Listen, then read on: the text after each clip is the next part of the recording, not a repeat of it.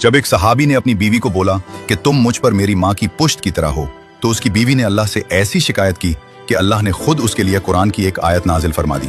ये उस वक्त की बात है जब मदीना मुनव्वरा में हजरत ऊस बिन सामत रजी अल्लाह अन्हु और उनकी बीवी हजरत खौला बिन सालबा रजी अल्लाह अन्हा के घर में एक मामूली सी बात पर झगड़ा हो गया।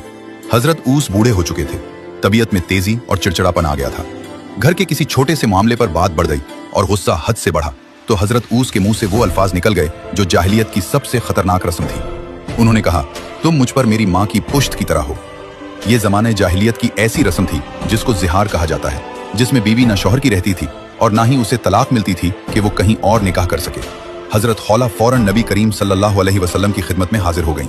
उन्होंने कहा, या रसूल अल्लाह, मेरे शौहर ने मेरी जवानी में मेरा माल खाया, मैंने उनकी खिदमत की, उनसे मेरे बच्चे हुए और अब जब मैं बूढ़ी हो गई हूँ तो उन्होंने मुझसे ज़हार कर लिया है। नबी करीम सल्लल्लाहु अलैहि वसल्लम ने उस वक्त के रिवाज के मुताबिक फरमाया, मेरा ख्याल यही है कि तुम उन पर हराम हो चुकी हो। ये सुनकर हजरत खौला का दिल बैठ गया। वो बार बार दलीलें देने लगी। या रसूल अल्लाह, उन्होंने ज़हार का लफ्ज तो बोला है लेकिन तलाक का जिक्र नहीं किया।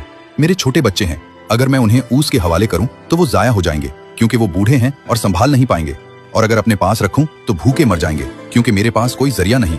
यहाँ तक कि उन्होंने अपना चेहरा आसमान की तरफ उठाया और गिड़गिड़ा कर कहा, ऐ अल्लाह, मैं तुझसे अपनी तन्हाई और बेकसी की फरियाद करती हूँ और जो मुसीबत मुझ पर आई है उसकी शिकायत करती हूँ।